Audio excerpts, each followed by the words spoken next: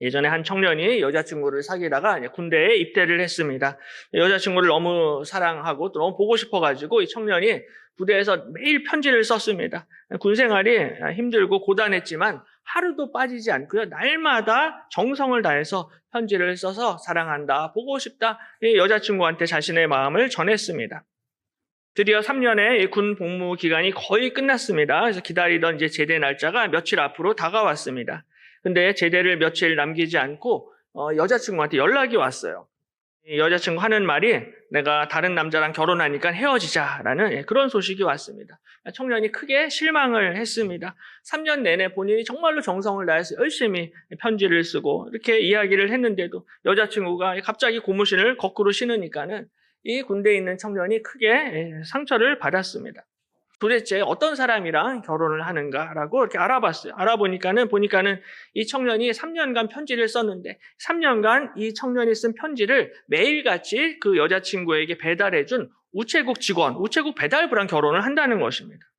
그 우체국 배달부가 편지를 배달하면서 날마다 이 아가씨를 만나게 된 거예요. 만나다 보니까 둘이 정들어가지고 결혼하게 되었다라는 것입니다. 이게 우스개 이야기이지만요, 우리가 인간관계에서 얼굴을 보는 것 그리고 만난다라는 것이 얼마나 중요한가라는 것을 가르쳐주는 그런 이야기입니다. 우리가 편지를 쓰고 또 문자를 보내고 카톡을 열심히 하는 것도 중요한데 실제로 우리가 얼굴을 보는 게 또 중요하다라는 것, 실제로 만날 필요가 있습니다. 교회도 마찬가지죠. 교회도 모이기에 힘써야 됩니다. 자주 만나고 얼굴을 봐야 된다라는 것입니다. 그래서 히브리서 10장에 서로 돌아보아 사랑과 선행을 격려하며 모이기를 패하는 어떤 사람들의 습관과 같이 하지 말고 오직 권하여 그날이 가까움을 볼수록 더욱 그리하자라고 말씀을 합니다. 그러니까 예수님이 다시 오시는 그날까지 교회는 모이기에 힘써야 됩니다. 그리고 서로 돌아보고 서로 사랑과 선행을 격려해야 한다라는 거예요. 그러기 위해선 자주 만나야 됩니다. 자주 얼굴을 봐야 된다라는 거예요. 주일 오전에도 보고 주일 점심 때도 교회 식당에서 같이 식사하고 주일 오후에도 또 예배 때 또 같이 만나고 또 수요 예배 때도 만나고 금요 기도회 때도 만나고 자주자주 얼굴을 보는 것이 너무나 중요하다라는 거예요. 오늘 본문에도요, 이 갈라디아서 말씀인데요, 서로 얼굴을 보고 만나는 것이 얼마나 중요한가라는 것을 우리에게 보여주는 말씀입니다. 바울과 바나바와 디도가 예루살렘 교회를 방문해서 예루살렘 교회 성도들과 형제들과 만나는 장면인데 이 사건을 좀 살펴보면서 오늘 말씀을 함께 나누도록 하겠습니다. 먼저 우리가 모여서 한 마음으로 복음의 진리를 지켜야 합니다. 교회는 모이기에 힘써야 합니다. 근데 모여서 단순히 우리가 친목을 도모하거나 단순히 이제 밥 먹기 위해서만 모이는 것이 아니라 우리가 복음의 진리를 가르치고 복음의 진리를 지키고 복음의 진리를 선포하기 위해서 전하기 위해서 우리가 모이기에 힘써야 한다라는 것입니다. 오늘 본문이 갈라디아서인데요. 이 갈라디아서의 배경이 되는 갈라디아라는 지역은 넓게 보면은 로마 제국 북쪽에 있는 고을 지방을 뜻하고요. 좀 좁게 보면은 당시 로마 제국 남쪽 지방에 있는 도시들을 뜻합니다. 가운데 빨간색 동그라미가 있습니다. 저 지역이 갈라디아 지역입니다. 저 지역 안에는 이고니온과 루스드라와 더베와 같은 그런 도시들이 있는데 사도행전 14장을 보시면은 바울이 1차 전도 여행 때 저 지역에서 열심히 복음을 전합니다. 복음을 전하고 많은 사람들이 예수님을 믿게 돼요. 이때 바울이 복음을 전할 때요, 당시에 많은 표적과 기사들이 많이 나타났습니다. 많은 사람들이 은혜를 받았어요. 근데 어느 순간 이 갈라디아 교회 성도들이요, 다른 복음을 따르기를 시작을 했습니다. 갈라디아서 1장 6절에 그리스도의 은혜로 너희를 부르신 이를 이같이 속히 떠나 다른 복음을 따르는 것을 내가 이상하게 여기노라라고 이렇게 말씀을 합니다.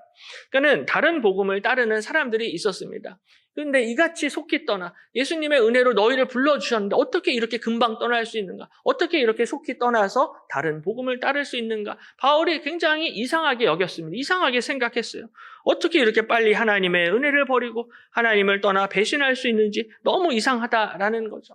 근데 그럴 수 있는 게 왜냐하면 인간은 죄인이기 때문에 우리가 전부 다 은혜를 금방 잊어버립니다. 금방 까먹습니다. 그래서 사람의 마음이 화장실 들어갈 때랑 화장실 나올 때랑 달라요.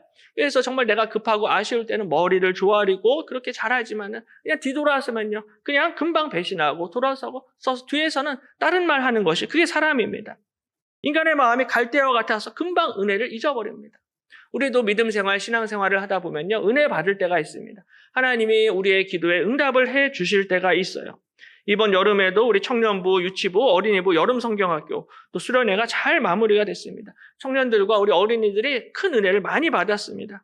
그리고 내일부터는 청소년부 여름 수련회가 시작이 되는데 이번 청소년부 여름 수련회에도 하나님께서 풍성한 은혜를 베풀어 주실 줄로 믿습니다. 내일부터 시작되는 우리 청소년부 수련회 위해서 또 기도 많이 해주시기를 바랍니다. 이렇게 청소년부 수련회나 아니면 우리 인생 가운데 은혜를 받을 때가 있습니다. 어떤 사람들은 또 주일학교 다니면서 10대 시절에 큰 은혜를 받은 사람들이 있어요. 어떤 분들은 40대, 50대 때 하나님을 만난 사람들이 있습니다. 어떤 사람들은요, 나중에 70, 80일에서 그때 예수님을 영접하고 그때부터 교회를 열심히 다니시는 그런 분들도 계십니다.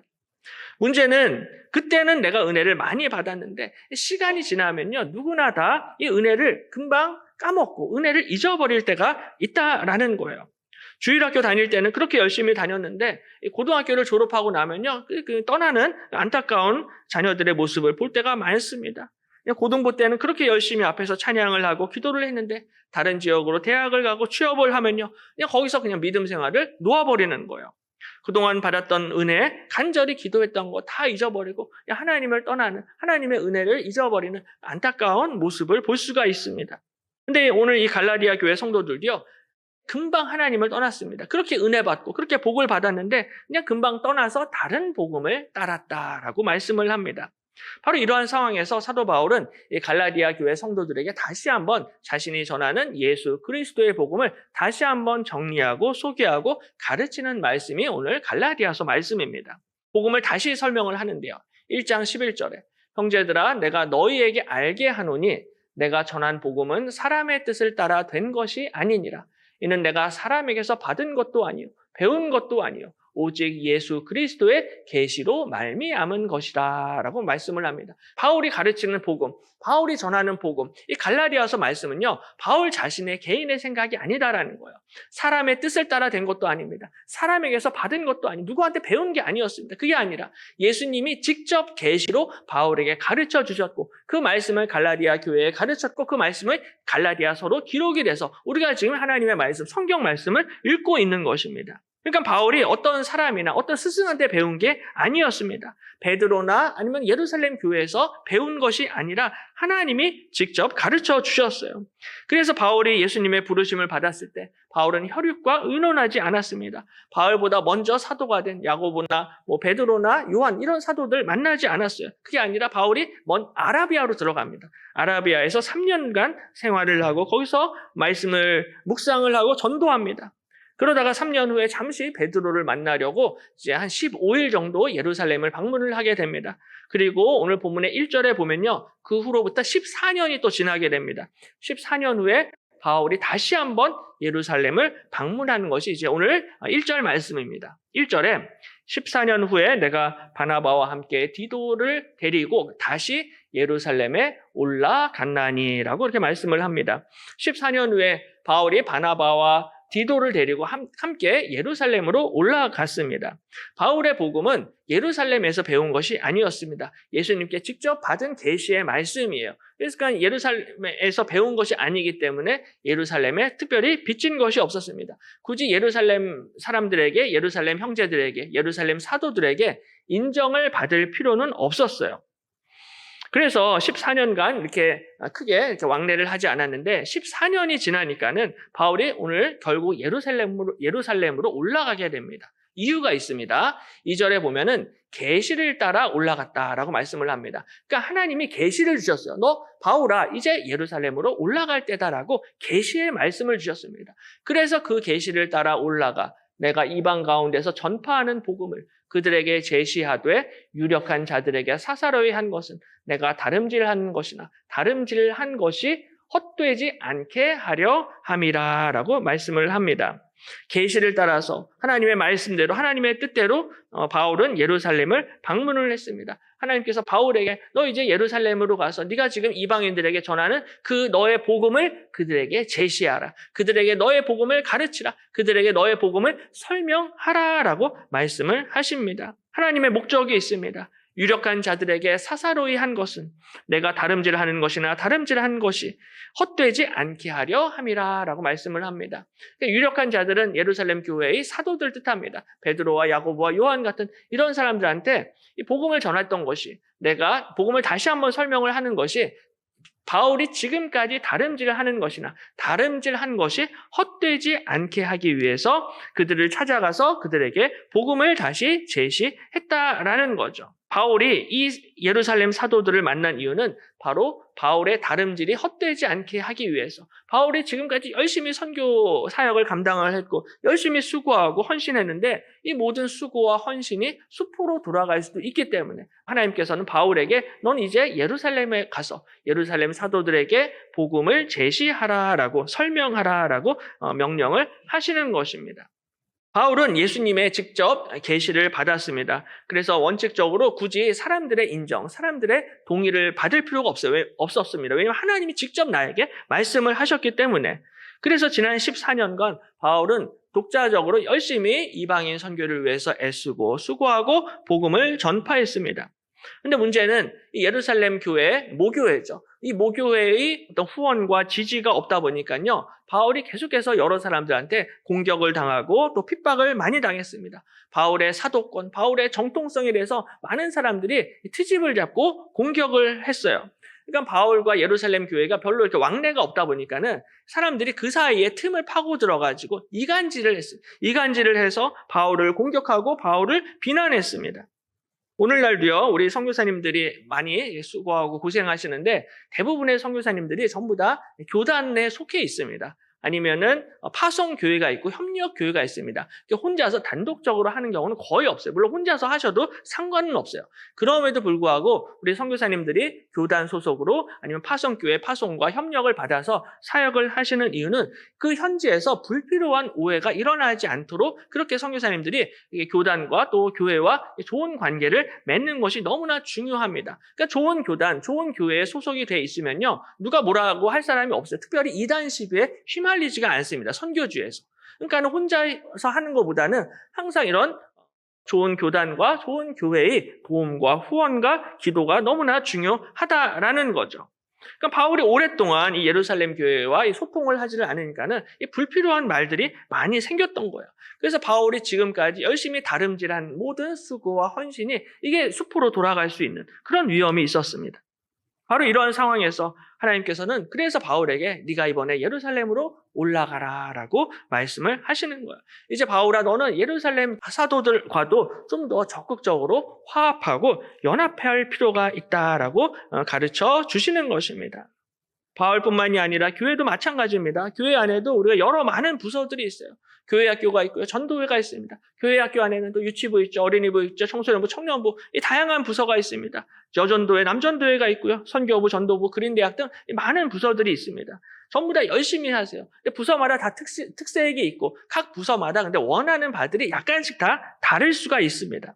주일학교가 원하는 바가 있고요. 전도회가 원하는 부분이 있어요. 그래서 이게 좀 다를 수가 있는데 이런 다른 부분들을 해결하기 위해서 가장 필요한 것이 서로 만나는 것입니다. 만나서 허심탄회하게 이야기하고 소통하고자 하는 이러한 노력들이 필요하다라는 거예요. 모든 부서마다 정말로 열심히 교회를 위해서, 하나님을 위해서 애쓰고 수고하시는데 만나지 않으면 오해할 수 있습니다. 만나지 않으면 누군가 틈을 파고 들어와서 이 오해를 일으킬 수가 있다라는 거예요. 그래서 우리의 수고와 헌신이 이 헛되지 않기 위해서는 계속해서 우리가 만날 필요가 있습니다. 만나서 이야기도 하고 밥도 먹고 차도 마시면서 소통을 해야 하는 거죠. 그래서 영어 속담에도 out of sight, out of mind라는 유명한 속담이 있습니다. 보지 않으면요, 마음도 멀어지게 되는 거예요. 그 군대에 간 청년이 여자친구 너무나 사랑했지만은 3년 동안 보지 못하니까 우체국 직원이 그냥 그 사이에 그 여자친구를 데리고 간 것처럼 정말로 보지 않으면요, 우리 멀어질 수가 있습니다. 교회도 마찬가지예요. 우리가 교회를 지키고 복음을 지키기 위해서는 우리가 서로 만나서 이야기하고 소통하고 할 수 있는 이런 지혜와 수고와 노력이 반드시 필요하다라는 거예요. 저절로 가만히 앉아 있는다라고 해서 교회를 지킬 수 있는 것이 아닙니다. 혼자 가만히 얌전히 신앙생활을 한다라고 해서 복음을 지킬 수 있는 게 아니다라는 거예요. 오늘 하나님께서는 바울에게 이번에 네가 올라가라. 올라가서 예루살렘 사도들과 만나서 너의 복음을 제시하라라고 말씀을 하시는 것입니다. 그래서 바울이 정말로 예루살렘 교회에 가서 이 사도들에게 자신이 전하는 복음을 설명을 했습니다. 제시를 했습니다. 그랬더니 이 모든 오해가 한순간에 사라지고 풀려버렸습니다. 그래서 그 결과가 오늘 본문 아래 7절에 있는데요. 도리어 그들은 내가 무할례자에게 복음 전함을 맡은 것이 베드로가 할례자에게 맡음과 같은 것을 보았고 라고 말씀합니다. 그러니까 바울은 무할례자들, 이방인들에게 복음 전하는 것을 하나님이 맡기셨다는 거예요. 그리고 베드로는 할례자들, 유대인들에게 복음 전하는 것을 하나님이 맡기셨다라는 것을 이 사람들이 인정을 하게 됩니다. 그래서 베드로에게 역사하사 그를 할례자의 사도로 삼으시니가 또한 내게 역사하사 나를 이방인의 사도로 삼으셨느니라 말씀을 합니다. 또 기둥같이 여기는 야고보와 게바와 요한도 내게 주신 은혜를 알므로 나와 바나바에게 친교의 악수를 하였으니 우리는 이방인에게로 그들은 할례자에게로 가게 하려 함이라 라고 말씀을 합니다. 바울이 전하는 복음을 예루살렘 교회의 사도들이 들어보니까 똑같은 복음입니다. 똑같은 말씀이에요. 싸울 필요가 없습니다. 오해를 할 필요가 없어요. 단순히 하나님께서는 이 바울은 이방인을 위한 사도로 삼아주셨고 베드로와 야고보와 요한은 너희는 유대인들을 위해서 복음을 전하라라고 그렇게 맡겨주신 것입니다. 그래서 야고보와 게바와 요한도 이 바울과 바나바에게 친교의 악수를 했다라고 그렇게 기록을 하고 있습니다. 그러니까 만나서 보니까 똑같은 거예요. 똑같이 하나님 사랑하는 사람이고 똑같은 예수님 믿는 사람이고 똑같은 복음을 전하는 그러한 사람들인 것을 실제로 만나서 이야기해 보니까는 이게 통하게 되었던 것입니다. 바로 이런 과정을 통해서 향후 사도 바울의 이방인 선교는 더욱더 탄력을 받게 되고 이제는 더 담대하게 마음껏 복음을 전하고 선교하고 전도할 수 있게 되었던 거죠. 바로 이것을 위해서 하나님께서는 바울에게 너 이제 예루살렘으로 올라가라 라고 하신 하나님의 깊으신 계획과 뜻이 여기에 있다는 것입니다. 우리 하나님께서는 교회의 하나됨을 기뻐하십니다. 교회가 모이기에 힘쓰고 모일 때마다 복음의 진리를 가르치고 선포할 때 우리 가운데 하나됨의 역사가 나타나게 될 줄로 믿습니다. 그냥 되는 것이 아닙니다. 모여서 그냥 되는 것이 아니라 모일 때마다 예수님 바라보고 복음을 듣고 복음의 말씀을 듣고 복음을 전할 때 이러한 역사들이 나타나게 될 것입니다. 제가 금요 기도회 때도 이 이야기를 한번 말씀을 드렸는데요. 예전에 어떤 권사님이 젊은 나이에 남편과 사별하고 딸 하나를 정성을 다해서 잘 기르셨습니다. 근데 문제는 이 딸이 교회를 다니지를 않았어요. 권사님이 딸이 교회 나오도록 하나님 앞에 간절히 기도하고 그 딸을 전도를 했습니다. 그래서 이 딸이 어머니를 따라서 이제 교회를 다니기 시작을 했는데 다녀보니까 처음에 교회가 너무 좋은 거예요. 목사님 말씀도 너무 좋고 찬양도 좋고 그냥 위로를 많이 받았습니다. 그래서 이 아버지를 일찍 여의고 평생 동안 자기를 엄마가 뒷바라지를 해주셨는데 그렇게 수고하신 엄마를 생각을 하면서 그래 내가 교회라도 나가서 효도해야지. 내가 교회라도 열심히 다니자. 엄마 소원이 주일에 나랑 같이 교회 가는 거라고 하시니까는 내가 그 엄마 소원 들어드려야지. 이렇게 생각을 하면서 교회를 열심히 다녔습니다. 교회를 다니면서 성가대도 하고 또 뭐 주일학교 교사도 하고 봉사도 했어요. 그렇게 교회를 다닌 지 한 1년 정도가 지났습니다. 어느 날 딸이 어머니 권사님한테 이렇게 이야기합니다. 엄마, 나 교회 그만 다니면 안 될까? 권사님이 왜 그러니? 묻습니다. 그러자 이 따님이 하는 말이 아니 모이면 맨날 남의 말만 하고 맨날 세상 이야기만 해. 그리고 차별도 엄청 심해. 엄마 차라리 나랑 같이 다른 교회 다닐래? 어때? 이렇게 이 딸이 이야기를 합니다. 묵묵히 이 따님의 말을 다 듣고 계시던 권사님이 이렇게 말씀을 하세요. 너는 1년 동안 교회를 다니면서 참 많은 걸 보고 들었구나. 나는 70평생 교회를 다니면서 예수님 말고는 본 게 없는데 예수님 말고는 들은 게 없는데 이렇게 말씀을 하시는 거예요. 이 어머니의 이야기를 듣고 이 딸도 마음을 다시 고쳐먹고 예수님만 바라봐야겠구나. 사람 말 들으면 안 되는구나. 예수님만 바라보고 예수님 말씀 들으면서 교회 생활을 다시 잘하게 되었다라고 합니다. 오늘 이 권사님의 신앙의 고백이 저와 여러분의 믿음의 고백이 되시기를 바랍니다. 우리가 모여서 복음을 들어야 됩니다. 예수님의 말씀을 들어야 됩니다. 예수님을 바라보아야 한다라는 거예요.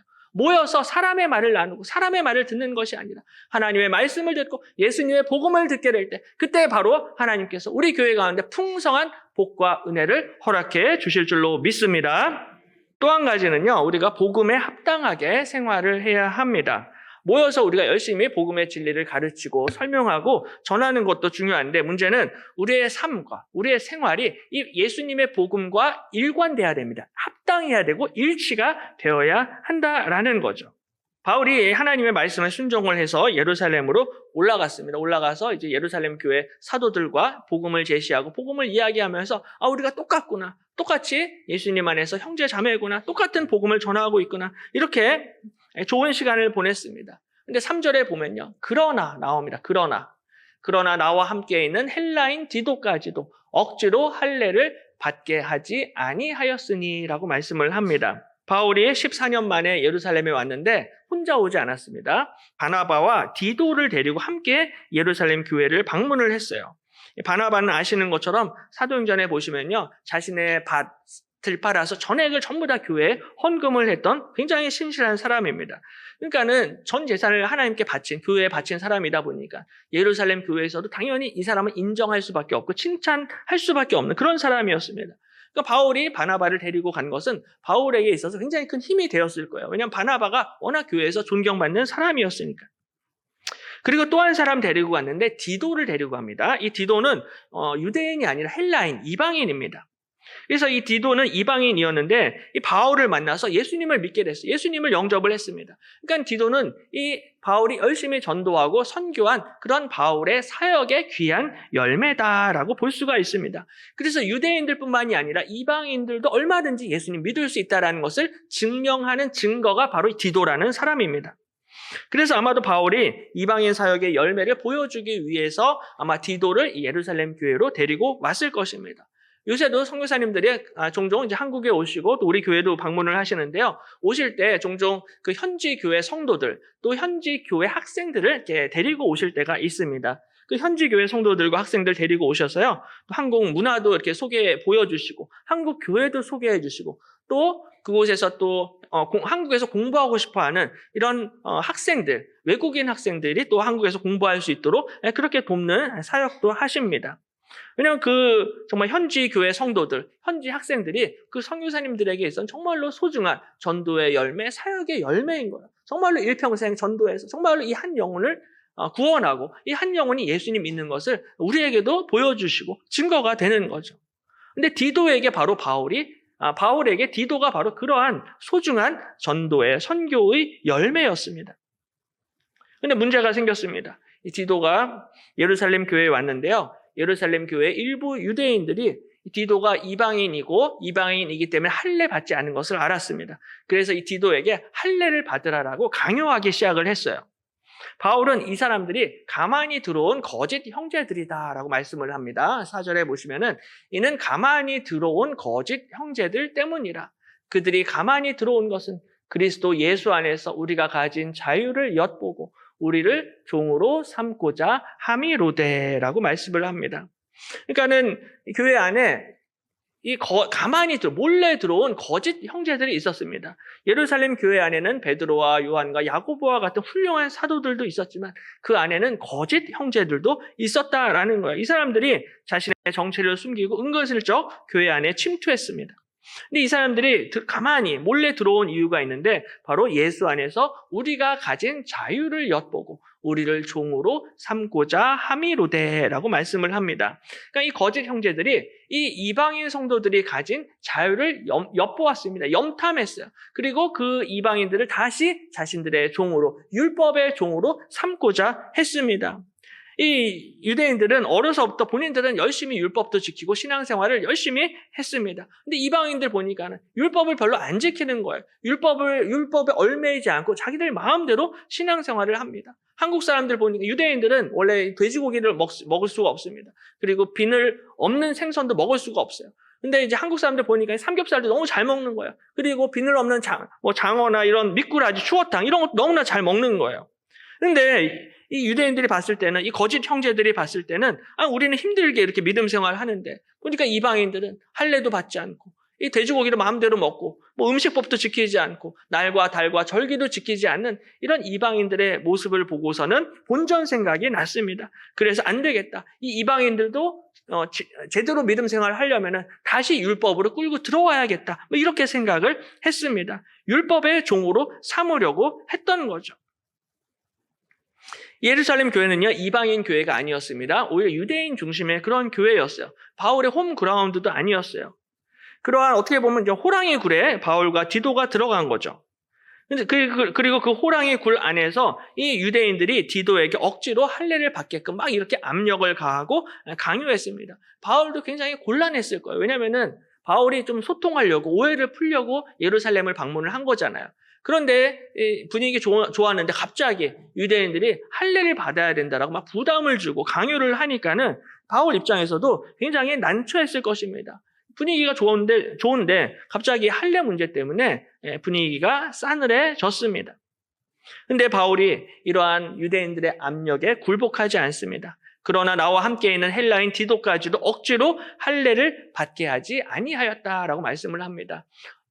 디도가 억지로 할례를 받지 않게 했습니다. 할례를 받을 필요가 없는 거예요. 억지로 강요를 한다라고 해서 할례를 받을 필요가 없다는 것입니다. 왜냐하면 또다시 종의 멍에를 다시 쓸 수가 없기 때문에 그렇습니다. 그래서 갈라디아서 5장 1절에 그리스도께서 우리를 자유롭게 하려고 자유를 주셨으니 그러므로 굳건하게 서서 다시는 종의 멍에를 매지 말라라고 말씀을 하십니다. 우리 예수님께서 우리를 자유롭게 하시려고 자유를 주셨습니다. 십자가에서 저와 여러분을 대신해서 십자가에 못 박혀 죽으심으로 말미암아 그 보혈의 공로로 우리를 자유케 하신 줄로 믿습니다. 그러므로 굳건하게 서서 다시는 종의 멍에를 매지 말라는 거예요. 예수님의 보혈의 은혜로, 보혈의 공로로 이미 너희는 율법과 죄와 사망의 권세에서 해방되었고 자유롭게 되었는데 또다시 왜 율법의 권세 아래 들어가서 율법의 종노릇을 하느냐라는 거죠. 예수님의 십자가 죽음으로 이미 우리에게 자유를 주셨는데 또다시 종의 멍에를 매지 말라는 것입니다. 디도도 마찬가지죠. 바울에게 있어서 너무나 소중한 믿음의 아들이었습니다. 그래서 디도서 1장에 보면요, 나의 참 아들 된 디도라고 디도를 이야기합니다. 그러니까 정말 참 아들과 같은, 진짜 아들과 같은 너무나 사랑하는 바울의 아들이었고 제자였습니다. 이 디도가 헬라인으로 태어나서 죽을 수밖에 없었는데 바울을 만나서 예수님을 영접했습니다. 예수님을 믿고 하나님의 자녀가 되었습니다. 그래서 우리 하나님께서는 유대인들뿐만이 아니라 이방인들도 똑같이 사랑하신다라는 것을 보여주는 사람이 바로 디도였어요. 그런데 이 사랑하는 디도가 또다시 율법의 굴레를 씌우게 할 수는 없었던 것입니다. 이것은 비단 디도 한 사람의 문제일 뿐만이 아니라 복음의 진리를 정면으로 부정하는 일입니다. 사람들의 압력에 굴복을 해서 할례를 받게 되면요, 오직 믿음으로만 의롭다함을 얻고 오직 은혜로 구원을 얻는다라는 이 복음을 정면으로 부인하고 방해하는 행동인 거죠. 우리가 입술로 복음을 부정하는 것도 큰 죄이지만 우리의 삶과 우리의 행실과 우리의 생활과 우리의 행동을 통해서도 얼마든지 복음을 부정하고 우리가 예수님을 배신할 수도 있다라는 것입니다.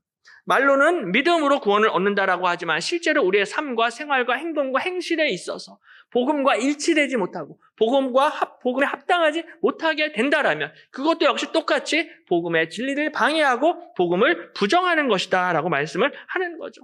그러므로 바울은 절대로 타협하지 않습니다. 굴복하지 않습니다. 교회가 우리가 하나가 되고 연합하고 화합하는 것은 너무나 중요하지만 그렇다라고 해서 복음을 부정하는 일에 우리가 타협할 수는 없다라는 것입니다. 그 어떤 권세와 권력이 우리에게 압력을 가해도 우리가 복음을 부정하는 일에는 무릎을 꿇을 수가 없는 것입니다. 그러므로 정말로 우리가 예수님을 믿고 복음을 믿는다라면 우리의 입술뿐만이 아니라 우리의 생활과 우리의 삶과 우리의 행실과 우리의 관습과 우리의 전통과 이 모든 것들이 예수 그리스도의 복음에 합당해야 한다는 것입니다. 복음과 일치가 돼야, 복음과 일관성이 있어야 된다는 거죠. 그래서 빌립보서 1장에 오직 너희는 그리스도의 복음에 합당하게 생활하라라고 말씀을 합니다. 복음에 합당하게 생활해야 합니다. 이는 내가 너희에게 가보나 떠나 있으나 너희가 한 마음으로 서서 한 뜻으로 복음의 신앙을 위하여 협력하는 것과 무슨 일에든지 대적하는 자들 때문에 두려워하지 아니하는 이 일을 듣고자 함이라라고 말씀을 합니다. 교회는 한 마음으로 서서 한 뜻으로 복음의 신앙을 위하여 협력해야 됩니다. 모이기에 힘써서 모일 때마다 복음을 듣고 복음을 전하고 복음을 선포하고 복음의 말씀을 전해야 됩니다. 이것이 바로 그리스도의 복음에 합당하게 생활하는 것입니다.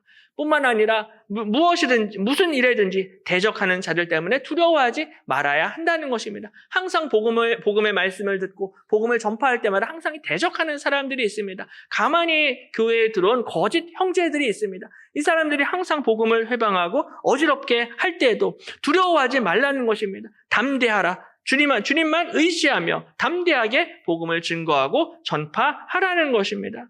우리가 사람을 두려워하는 것이 아니라 하나님을 두려워하게 될 때 하나님께서 저와 여러분을, 우리 제일교회를 복음 전도자로 사용해 주실 줄로 믿습니다. 복음을 가르치고 복음을 전파하되 사람을 두려워하지 말라. 하나님만 두려워하라는 것입니다. 말로만 복음을 전하는 것이 아니라 그리스도의 복음에 합당하게 생활하고 우리의 말과 행실과 생활과 모든 것 가운데 복음을 전파하게 될 때 하나님께서 그 가운데 놀랍게 역사해 주실 줄로 믿습니다. 그러므로 이번 한 주도 한 마음으로 모이기에 힘쓰고 모여서 복음의 진리를 전파하고 예수 그리스도의 복음에 합당하게 살아가시고 생활하시기를 주님의 이름으로 간절히 축원합니다.